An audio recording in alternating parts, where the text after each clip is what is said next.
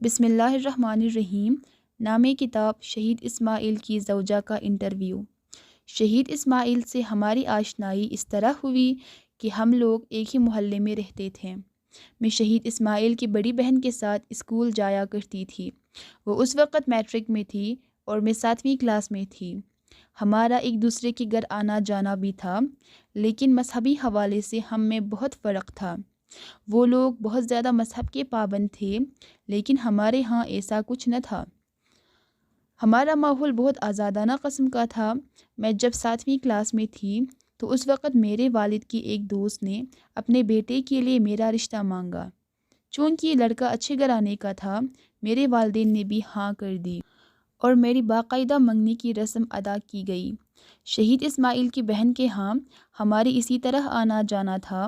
ایک روز میں اسکول سے گھر واپس آئی تو میرے والدہ نے کچھ کھانے کی چیز مجھے دی اور کہا یہ آغا ساجدی کے گھر دے آؤں۔ میں لے کر گئی تو دروازہ اسماعیل نے کھولا۔ اس دن پہلی بار میرا اسماعیل سے آمنا سامنا ہوا۔ میں نے سلام کیا اور پلیٹ پکڑا کر واپس گھر آ گئی، لیکن مجھے یہ معلوم نہیں تھا کہ میں اسماعیل کے دل میں گھر کر چکی ہوں۔ ان دنوں اسماعیل کے والدین بھی گاؤں سے آئے ہوئے تھے اور اسماعیل کے لیے لڑکیاں دیکھتے پھر رہے تھے۔ اسماعیل نے جب دیکھا کہ اس کے والدین کچھ زیادہ ہی سنجیدہ ہیں تو انہوں نے اپنی بڑی بہن سے کہا کہ میں نے اپنی زندگی کے لیے فاطمہ کا انتخاب کیا ہے۔ یہ سن کر اس کی بہن نے کہا کہ ہم میں اور ان میں مذہبی اور فکری حوالے سے اختلاف ہیں۔ اس کے والد انقلاب کے سخت مخالفین میں سے ہیں اور ویسے بھی فاطمہ کا رشتہ طے ہو چکا ہے۔ یہ سن کر اسماعیل نے بہن کو جواب دیا کہ اگر ہم میں مذہبی فرق ہیں تو کوئی بات نہیں، فاطمہ ابھی کم عمر ہے، میں خود ہی سنبھال لوں گا۔ اہم یہ ہے کہ اس کا تعلق خاندان سے ہیں اور بقول آپ کی وہ خاندانی سید لوگ ہیں اور مذہبی حوالے سے بھی اتنے آزاد نہیں، اور رہی انقلابی نہ ہونے والی بات، میں خود ہی ان کی فکریں بدلنے کی کوشش کروں گا۔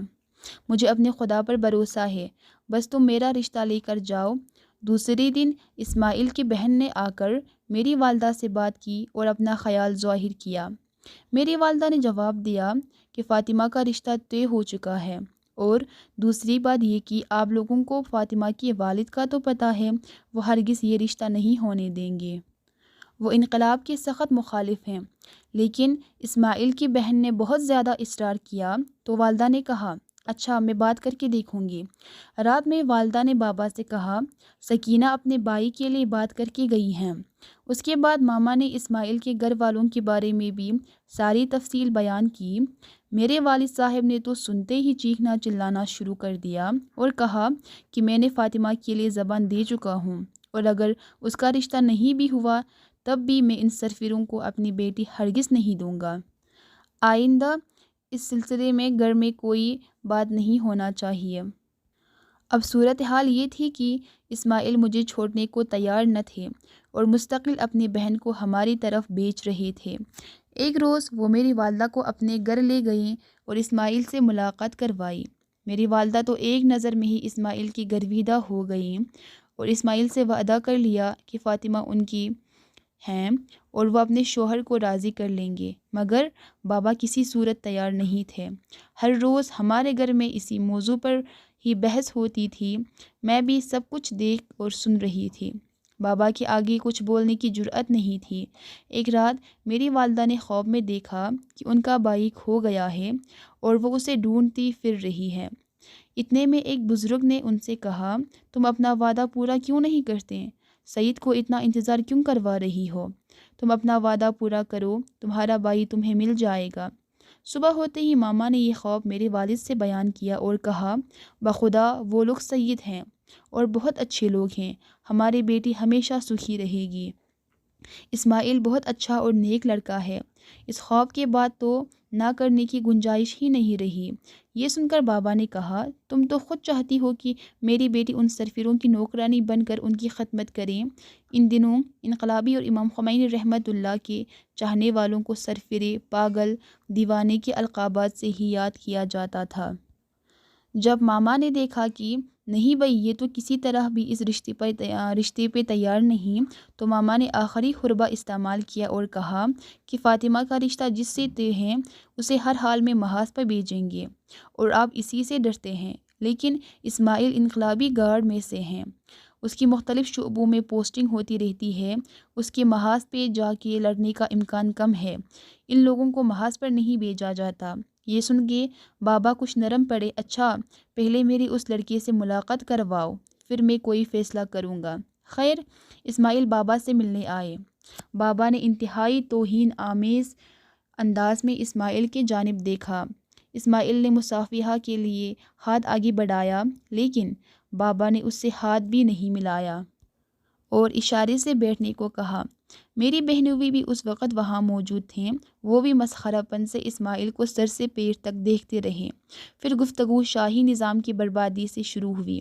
بابا شاہ کا دفاع کرتے رہے اور اسے بے قصور ثابت کرتے رہے، اور اسماعیل انتہائی صبر اور حوصلے کے ساتھ انہیں قائل کرنے کی کوشش کرتے رہے۔ اسماعیل کے پاس انقلاب اور امام خمینی رحمۃ اللہ کے دفاع کے لیے اتنے مضبوط دلائل تھے کہ بابا اور میری بہنوئی کو چپ ہونا ہی پڑا۔ ہم بھی دوسرے کمرے سے جانگ جانگ کر بحث و مباحثہ کا منظر دیکھ رہے تھے اور منتظر تھے کہ کون اپنے موقف سے پیچھے ہٹتا ہے۔ البتہ اسماعیل کا شریف لہجہ اور معصوم چہرہ میرے دل میں گر کر چکا تھا۔ 1 گھنٹہ بحث کے بعد بابا کی آواز آئی، فاطمہ، چائے لے آؤ۔ یہ سن کر ہم نے سکون کا سانس لیا۔ چائے لے کے جانے کا مطلب یہ تھا کہ بابا نرم پڑ چکے ہیں۔ کچھ دن کے بعد رسماً یہ لوگ میرا پیغام لے کر آئے۔ اسماعیل نے مجھ سے بات کرنے کی اجازت چاہی۔ ہماری گفتگو کا آغاز یہیں سے ہوا کہ اسماعیل نے کہا، میں نے سنا ہے آپ کے بابا نے پہلے والے رشتے کو یہ سوچ کر مسترد کیا ہے کہ اسے مستقل محاذ پر جانا پڑتا ہے اور میری ڈیوٹی محاذ کے علاوہ ادھر ادھر لگتی ہے، تو یہ ان کی خوش فہمی ہے۔ میں آپ کو ابھی سے بتا دوں کہ اگر 100 سال بھی یہ جنگ رہی تب بھی میں اس جنگ میں شریک رہوں گا۔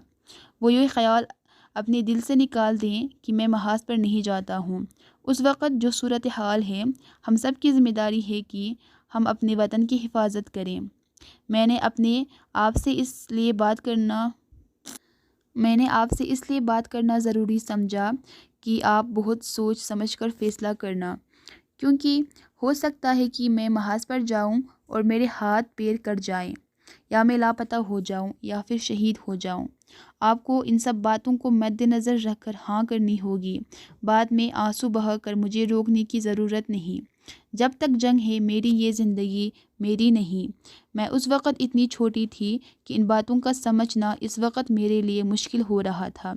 ہم تو ایسے ماحول میں پلے تھے کہ مرنے کا لفظ بھی کوئی زبان پہ نہیں لاتا تھا، مگر میں اسماعیل کو دل دے چکی تھی۔ میں نے اسماعیل سے کہا کہ یہ سب باتیں میری سمجھ سے باہر ہیں۔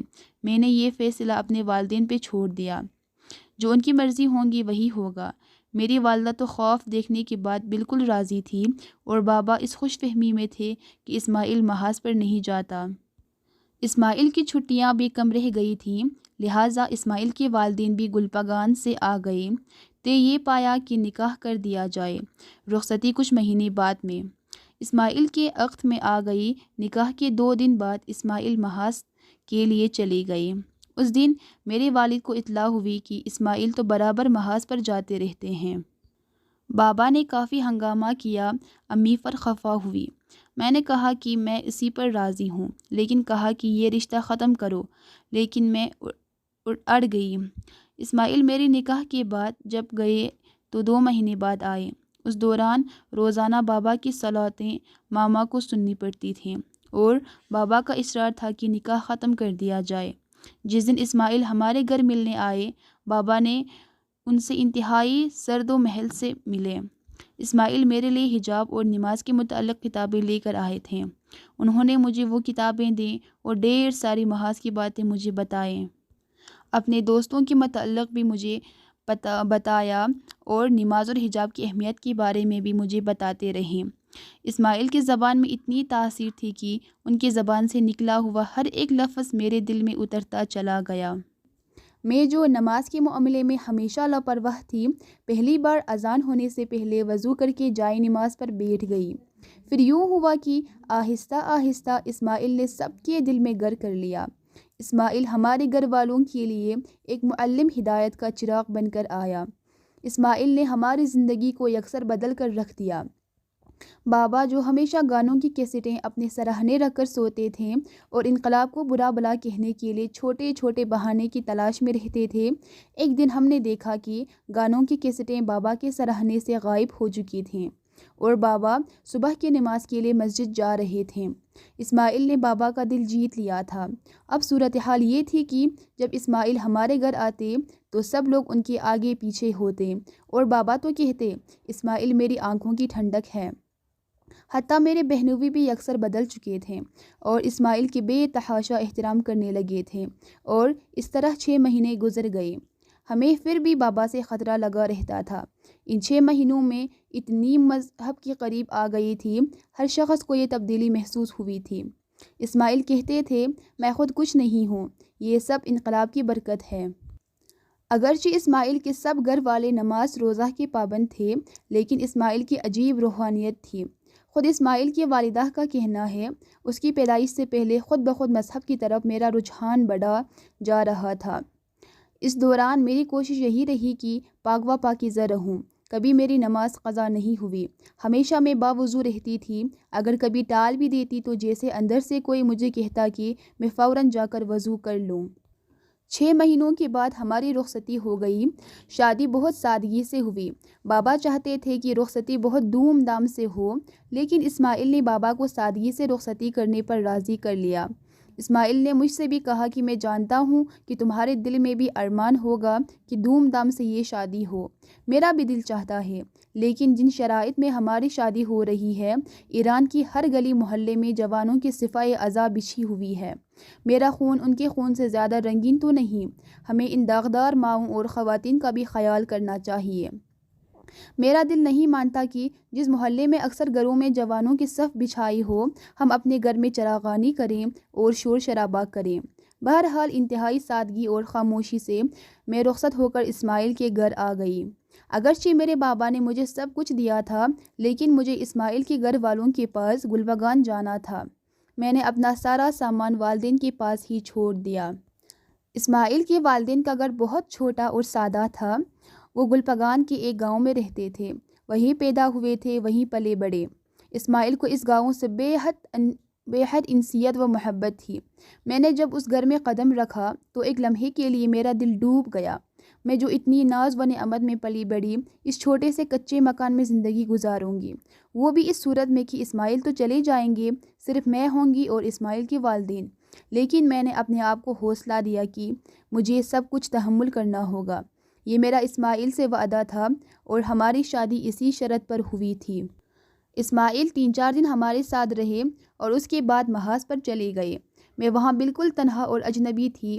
اس علاقے کے لوگوں کی زبان بھی مجھے بڑی مشکل سے سمجھ میں آتی تھی۔ ایک لمحہ بھی میرے لیے ایک صدی کے برابر تھا۔ اسماعیل جو گئے تو پورے 3 مہینے بعد واپس آئے۔ صرف خطوط ہی آتے رہتے تھے، وہ بھی بالکل مختصر۔ میں نے رو رو کر کہا کہ جب تک آپ کا تہران نہیں ہو جاتا، مجھے وہ تہران میرے والدین کے گھر ہی چھوڑ دیں۔ لیکن اسماعیل کو اپنے والدین کی تنہائی کا بھی خیال تھا۔ میری بے قراری دیکھ کر اسماعیل نے مجھے سمجھایا، میں جانتا ہوں کہ تم یہاں بالکل تنہا ہو، لیکن خدا تمہیں اس کا اجر دے گا۔ تمہارا اجر تو خدا کے نزدیک ہم سے بھی زیادہ ہے۔ البتہ اسماعیل اپنے والدین سے میرا خیال رکھنے کی بہت زیادہ سفارش کرتے تھے۔ تقریباً 1 ہفتہ رہ کر اسماعیل دوبارہ چلے گئے۔ ان دنوں ان کی ڈیوٹی کردستان میں لگی ہوئی تھی۔ بس پھر میں تھی اور میری تنہائیاں۔ میں نے دوبارہ اپنی تعلیم کا سلسلہ شروع کرنے کی اجازت چاہی، لیکن گاؤں میں صرف 8ویں کلاس تک اسکول تھا۔ اسماعیل کے والدین پرانے عقیدے کے تھے کہ لڑکیوں کو زیادہ پڑھنے کی ضرورت نہیں۔ اسی دوران میں نے محسوس کیا کہ اسماعیل جلد از جلد صاحب اولاد ہونا چاہتے ہیں، کیونکہ جب بھی سفر سے آتے یہی کہتے کہ فاطمہ، جب تک جنگ ہے میں نارمل زندگی نہیں گزار سکتا، ہماری زندگی ہماری نہیں ہے، میں جلد از جلد صاحب اولاد ہونا چاہتا ہوں۔ مگر میری ضد تھی کہ ابھی 3-4 سال بچے کا نام بھی مت لینا۔ جب میں کسی طرح راضی نہ ہوئی تو اپنے والدہ کا سہارا لیا کہ وہ مجھے سمجھائے کیونکہ جس راستے کا انتخاب کیا ہے وہاں سے واپسی کا امکان بہت کم ہے، اس لیے میں اپنی یادگار چھوڑ کر جانا چاہتا ہوں۔ پہلے تو اسماعیل کے والدہ بھی راضی نہ ہوئیں اور کہا کہ فاطمہ ابھی بہت چھوٹی ہے، یہ اس کے ساتھ ظلم ہوگا، مگر اسماعیل کے منہ سے نکلے الفاظ اتنی تاثیر رکھتے تھے کہ اسماعیل کا آخری جملہ اپنا کام کر گیا اور وہ اس بات پر تیار ہو گئے کہ مجھے بچے کے لیے راضی کر لیں۔ اسماعیل تو یہ سب کہہ کر چلے گئے، مگر ان کی والدہ نے مجھے گھیر لیا۔ اٹھتے بیٹھتے ان کا یہی جملہ تھا، اگر میرا بچہ واپس نہ آیا تو یہ تو دوسری شادی کر لے گی، مگر میرا اسماعیل کا نام لینے والا کوئی نہ ہوگا۔ انہوں نے اس حد تک مجھ پر دباؤ ڈالا کہ میں خود پریشان ہو گئی۔ گلپگان کا کوئی ڈاکٹر میری ساس نے نہیں چھوڑا۔ سب کا یہ کہنا تھا کہ اسے کوئی مشکل نہیں، مگر 20 سال کی عمر تک اسے صاحب اولاد ہونے کا کوئی امکان نہیں۔ اسی طرح دن گزرتے رہے۔ اسماعیل 2-3 مہینے بعد آتے تھے۔ انہیں اندازہ نہیں تھا کہ میں کسی ذہنی اذیت کا شکار ہوں اور میرے اوپر کتنا دباؤ ڈالا جاتا ہے، یہاں تک کہ اسماعیل کے والدین اور بہن نے یہ فیصلہ کہا اگر اسماعیل کی رپورٹ نہیں ملی تو ہم اسماعیل کے لیے لڑکی ڈھونڈیں گے۔ میری ساس کو ہر وقت یہ خوف تھا کہ نہ جانے کب ان کے بچے کی شہادت کی خبر آ جائے، اور اس خوف نے انہیں اس حد تک سنگدل بنا دیا تھا کہ وہ اب سب کچھ کر گزرنے کو تیار تھی۔ اس بار جب اسماعیل محاذ سے چھٹیوں پر گھر آئے تو میں نے طے کر لیا تھا کہ سب کچھ ان کو بتاؤں گی۔ اسماعیل نے جیسے ہی میری خیریت پوچھی، میرا دل بھر گیا اور میری آنکھوں سے آنسوؤں کی جھڑی لگ گئی۔ میں نے روتے ہوئے کہا، کیا خیریت پوچھتے ہیں؟ یہ کیا لوگ میرے پیچھے لگا کے گئے ہیں؟ آپ سب مجھ سے بچے کے بارے میں سوال کرتے ہیں، میرا دل چھلنی ہو جاتا ہے، اور اب تو میں بھی اپنے آپ کو قصوروار سمجھنے لگی ہوں۔ اور ویسے بھی آپ کے والدین مجھے آپ سے الگ کرنے اور آپ کی دوسری شادی کرانے کی فکر میں ہیں۔ یہ سننا تھا کہ اسماعیل کی حالت تغیر کر گئی، چہرہ سرخ ہو گیا اور برداشت کے باوجود بھی اسماعیل کی آنکھوں سے آنسو سرازیر ہو گئے۔ اسماعیل کی حالت اس حد تک خراب ہو چکی تھی کہ ان کے منہ سے ٹوٹ ٹوٹ کے الفاظ نکل رہے تھے۔ انہوں نے کہا، فاطمہ، مجھے اندازہ نہیں تھا کہ میری اس خواہش کی وجہ سے تم کسی کرب سے گزر رہی ہو۔ میں نے تمہیں اس جلد بازی کی وجہ بھی بتائی ہے۔ اس دن اسماعیل نے اپنے گھر والوں سے بھی سختی سے بات کی کہ فاطمہ پہ آئندہ پریشر نہ ڈالیں۔ ہم جتنی بھی کوششیں کر لیں خدا کے فیصلوں کے آگے کچھ نہیں کر سکتے۔ اس کے بعد اسماعیل تقریباً 18 دن ہمارے ساتھ رہے۔ اس عرصہ انہوں نے ایک اہم کام یہ کیا کہ اسماعیل نے اپنے گھر والوں کو مطمئن کرنے کے لیے اور ان کے روز روز کے طعنوں سے میری جان چھڑانے کے لیے ڈاکٹر سے رپورٹ لکھوائی کہ اسماعیل صاحب اولاد ہونے کا صلاحیت نہیں رکھتے۔ اسماعیل نے وہ رپورٹ اپنے والدین اور بہن کو دکھائی اور کہا کہ آئندہ فاطمہ سے اس سلسلے میں کوئی بات نہیں ہوگی۔ میں نہیں سمجھتا تھا کہ بات اتنی بڑھ جائے گی۔ پھر اسماعیل دوبارہ جانے سے پہلے مجھے تہران اپنے والدین کے ہاں لے گئے اور کہا کہ 2-3 مہینے تم یہیں رہو۔ میں نے تہران منتقل ہونے کے لیے درخواست دی ہوئی ہے، جلد ہی اس کا جواب آ جائے گا۔ ان دنوں اسماعیل کی ڈیوٹی کردستان ہو چکی تھی اور ان دنوں میں ان کی پوسٹنگ اصفہان میں تھی، لیکن یہ راز صرف میں جانتی تھی کہ بظاہر اصفہان میں ہیں، اپنے دوستوں کو کام سپرد کر کے خود محاذ پر ہوتے تھے۔ جب کبھی بھی میں اعتراض کرتی اور کہتی کہ میں سب کچھ بابا کو بتا دوں گی تو اسماعیل کہتے تھے کہ فاطمہ، محاذ کی کشش مجھے اپنی جانب کھینچتی ہے۔ یہ جنگ کا کرشمہ ہے کہ جس نے ہمیں انسان بنایا ہے، اور خدا کے نزدیک لانے میں اسی محاذ اور جنگ کا ہی معجزہ ہے۔ اسی طرح شادی کو 3 سال گزر گئے، مگر اسماعیل نے اس دن سے کبھی بھی بچے کا نام نہ لیا، بلکہ جب بھی آتے مجھ سے ہمیشہ معذرت خواہی کرتے اور کہتے، فاطمہ، مجھے معاف کر دینا، میری وجہ سے تمہیں اتنی ذہنی اذیت برداشت کرنا پڑا۔ اس واقعے کے بعد اسماعیل نے مجھ پہ بہت زیادہ توجہ دینا شروع کر دی، اس حد تک میرا خیال کرتے تھے کہ خاندان والے ہمارا مذاق اڑاتے تھے۔ ایک روز اسماعیل کا محاذ سے خط آیا، عراقی فوج کے خلاف یا مہدی ملٹری آپریشن کا کامیابی میں بیٹا ہونے کی صورت میں اس کا نام مہدی رکھنے کی نظر مانی ہے۔ ایک طرف صدامیوں پر غازیاں اسلام کی کامیابی کی خبر ملی، دوسری طرف میں اسماعیل کو خوشخبری سنانے کے لیے بے چینی سے انتظار کر رہی تھی۔ اسماعیل اس آپریشن کی کامیابی کے بعد کچھ دن کی چھٹی کے لیے گھر واپس آئے اور انہوں نے خوشخبری سنی تو اسماعیل کی خوشی کی انتہا نہ تھی۔ اٹھتے بیٹھتے خدا کا شکر ادا کرتے تھے اور مجھ سے بھی کہتے تھے کہ میں تمہارا احسان مند ہوں، تم نے میری خواہش کا احترام کیا۔ اگرچہ ہماری شادی کے بعد سے تقریباً پہلی مرتبہ اسماعیل لمبی چھٹی پر آئے تھے، لیکن اس دوران بھی محاذ پہ آتے جاتے رہتے تھے۔ بچے کی پیدائش تک میں اپنے والدین کے پاس تہران ہی رہی اور اللہ نے ہمیں ایک بیٹا عطا کیا جس کا نام ہم نے مہدی رکھا۔ اس دن اسماعیل کی حالت دیکھنے والی تھی۔ بچے کو جب نرس نے لے جا کر اسماعیل کی گود میں دیا، اسماعیل بچے کو گود میں لے کر بلند آواز رونے لگی، بلکہ بہن نے غصہ کیا کہ اسماعیل کیا تماشا ہے، یہ رونے کا مقام نہیں ہے، یہ خوشی کا مقام ہے، سب تمہیں گور رہے ہیں۔ لیکن اسماعیل اپنے ہوش میں نہیں تھے۔ ان کا کہنا تھا کہ خدا نے مجھ حقیر کی دعا سن لی، میں کس طرح اس کا شکر ادا کروں۔ مہدی کی پیدائش کے 10 دن بعد اسماعیل واپس چلے گئے۔ جاتے ہوئے مجھے بچے کا خیال رکھنے کی ہدایت بھی دیے۔ مہدی کی پیدائش سے پہلے اسماعیل نے ایک فلیٹ کرایہ پر لیا تھا۔ یہ 2 منزلہ فلیٹ تھا، ایک حصے میں بڑے بھائی رہتے تھے۔ اسماعیل نے جاتے ہوئے کہا کہ تم پہ کوئی پابندی نہیں، میری غیر موجودگی میں تم جب تک چاہو اپنے والدین کے ہاں رہ سکتی ہو۔ میں اسماعیل کی محبت اور اعلیٰ ظرفی دیکھ کر اللہ سے دعا کرتی تھی کہ اسماعیل کو اتنی زندگی دے کہ میں کچھ سال اور اسماعیل کے ساتھ گزار لوں۔ اسماعیل جتنے دن محاذ پہ ہوتے تھے میں بے چین اور پریشان رہتی تھی اور اسماعیل کی سلامتی کی دعائیں کرتی رہتی تھی، لیکن دوسری جانب خود کو ہر قسم کے حادثے کے لیے آمادہ بھی کیا ہوا تھا۔ اس بار اسماعیل آئے تو مہدی 6 مہینے کا ہو چکا تھا۔ اسماعیل پورے 3 مہینے بعد آئے تھے۔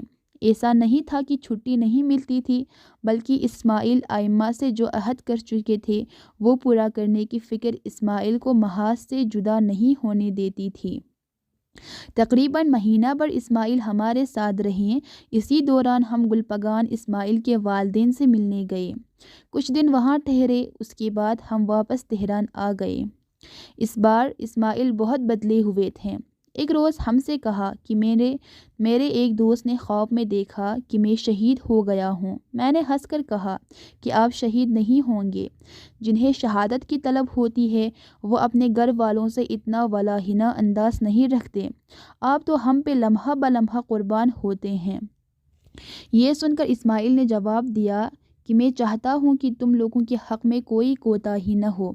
اس وقت میری قیمتی ترین چیز دنیا میں تم اور مہدی ہو، لیکن میں خدا کی راہ میں اپنی عزیز ترین ہستی سے گزرنے کے لیے تیار ہوں۔ ہم حسین علیہ السلام کے چاہنے والے ہیں، بس ہمیں بھی اپنے امام وقت کی آواز پہ لبیک کہنا ہے۔ اس بار اسماعیل وقفے سے مجھ سے شہادت کی بات کے حوالے سے گفتگو کرتے رہتے تھے۔ میں خفا ہو جاتی تھی اور کہتی تھی میں اس بار آپ کو اتنی جلدی نہیں جانے دوں گی، مہدی ابھی چھوٹا ہے، اب آپ اپنی نارمل ڈیوٹی کریں گے۔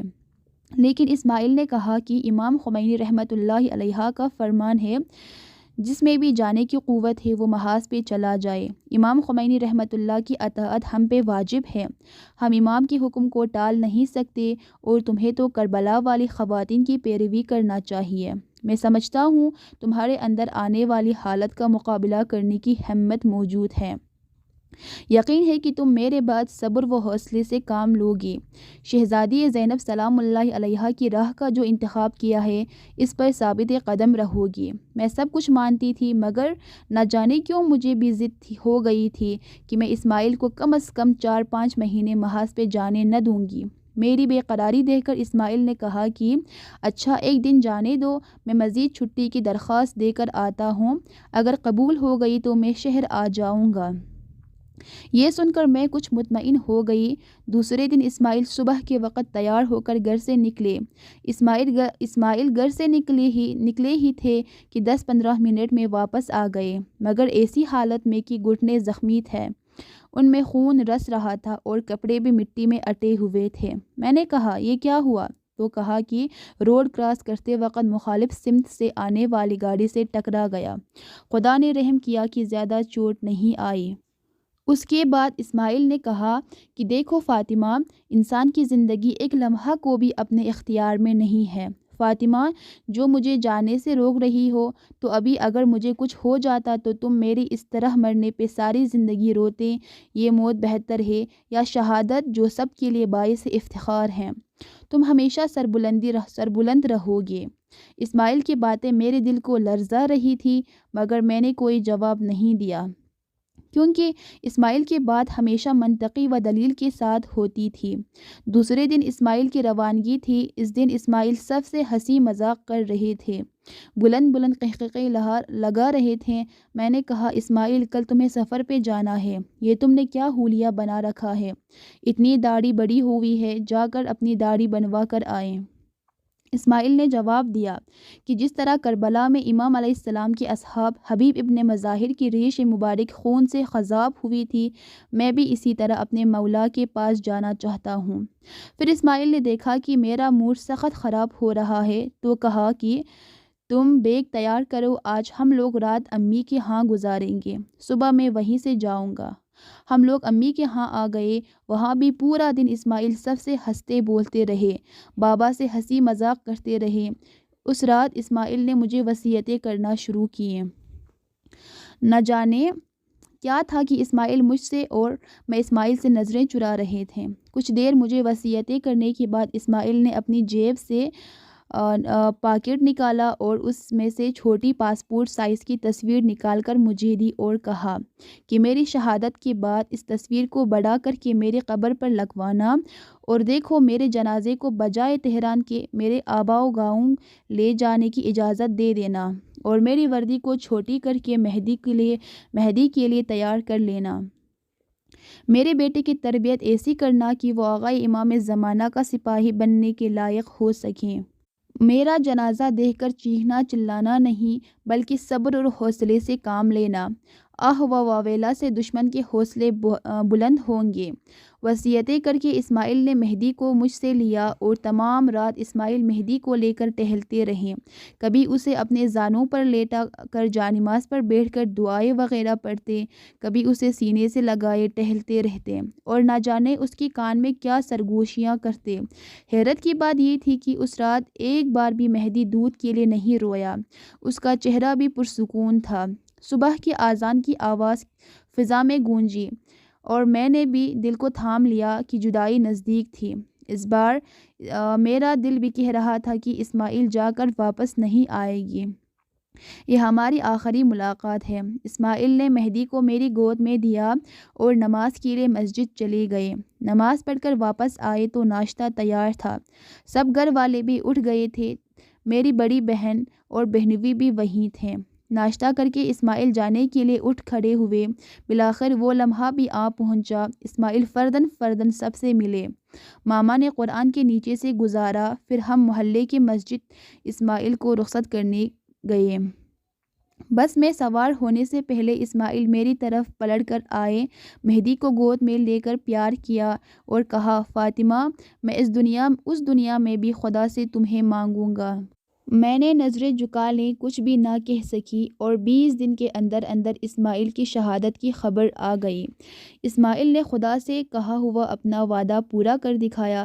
شہادت کی خبر مجھے اس طرح دی گئی، میرے جیٹھ جس کے وہاں ہم کرائے پر رہتے تھے، انہوں نے کہا کہ بچے کو دیکھے کافی دن ہو گئے ہیں، ہم تم لوگوں کو لینے آ رہے ہیں۔ مجھے تھوڑا سا شک ہوا کہ اتنی سویرے کیوں فون کیا، کوئی تو وجہ ہوگی۔ میں نے اپنی والدہ سے کہا، کہیں ایسا تو نہیں اسماعیل کی کوئی خبر آئی؟ لیکن میری والدہ نے کہا، اپنے دل میں برے خیال مت لاؤ اور جانے کی تیاری کرو۔ تقریباً 1 گھنٹے کے بعد میرے جیٹھ مجھے لینے آئے، لیکن بہت پریشان دکھائی دے رہے تھے۔ پہلے میرے والد سے کچھ کہا، لیکن میں نہیں سمجھ پائی کہ کیا کہا۔ لیکن میں نے دیکھا کہ بابا نے اپنے سر پر ہاتھ مارا اور میری والدہ کو پکارا، پھر والدہ سے چپکے سے کچھ کہا۔ ان کے درمیان کیا گفتگو ہوئی میں سمجھ نہیں سکی، لیکن میں نے دیکھا کہ ماما نے اپنا سر و سینہ پیٹنا شروع کیا۔ میں نے گھبرا کر میں نے گھبرا کر دوڑی ہوئی وہاں گئی اور اپنے جیٹھ سے کہا، آخر کیا میرے ماں باپ سے کہا؟ کیا اسماعیل کی کوئی خبر آئی ہے؟ مجھ سے چھپانے کی ضرورت نہیں ہے، میں ہر خبر سننے کے لیے تیار ہوں۔ مگر میرے جیٹھ نے کہا کہ اسماعیل بہت زخمی ہے، ہسپتال میں ہے، اس کی بچنے کی امکان بہت کم ہے، ہمیں فوراً وہاں جانا ہے۔ یہ سن کر میں نے بھی رونا شروع کر دیا اور جلدی جلدی مہدی کے کپڑے بدلے، چادر اوڑھی اور اپنے جیٹھ کے ساتھ جانے کے لیے تیار ہو گئے۔ والدین بھی ہمارے ساتھ تھے، بڑی بہن اور بہنوئی کو بھی ہم نے اطلاع کر دی گئی، وہ بھی اپنے گاڑی سے ہمارے ساتھ روانہ ہو گئے۔ راستے میں میرے جیٹھ نے کہا، زہرا کو یعنی میری جیٹھانی کو بھی لے لیتے ہیں، وہ مجھے بہانے سے گھر کی طرف لا رہے تھے۔ ابھی گلی کے کونے تک ہی پہنچے تھے کہ میں نے دیکھا کہ ہمارا گھر پر سیاہ تعزیتی بینر لگا ہوا ہے اور اس پر اسماعیل کی بڑی تصویر لگی ہے اور تلاوت قرآن کی آواز فضا میں گونج رہی تھی۔ پھر کسی کو کچھ کہنے یا بتانے کی ضرورت نہیں تھی، میں سمجھ گئی کہ اسماعیل نے خدا سے کیا ہوا وعدہ پورا کر دیا اور یہ میرا امتحان ہے کہ مجھے کس طرح آئندہ آنے والی حالت سے مقابلہ کرنا ہے۔ میں نے بہت صبر سے کام لیا، اس حد تک کہ ڈاکٹر نے کہا اس کو رلائیں، اگر یہ نہیں روئیں تو اس کی دماغ پہ اثر ہو جائے گا۔ مگر میں نے اپنے پورے ہوش و حواس میں تھی اور اب مجھے اسماعیل سے کہا ہوا وعدہ پورا کرنا تھا، اور میں نے یہ وعدہ بے حد احسن طریقے سے نبھایا اور اسماعیل کی امانت کی بھرپور حفاظت کی۔ آج میرا مہدی ایک انقلابی فکر رکھنے والا اور ولی فقih پر جان نچھاور کرنے والا جوان ہے۔ اتنا عرصہ گزرنے کے بعد بھی اسماعیل کی خوشبو میری آس پاس پھیلی ہوئی ہے، آج بھی میں ان کی وجود کو اپنے نزدیک محسوس کرتی ہوں۔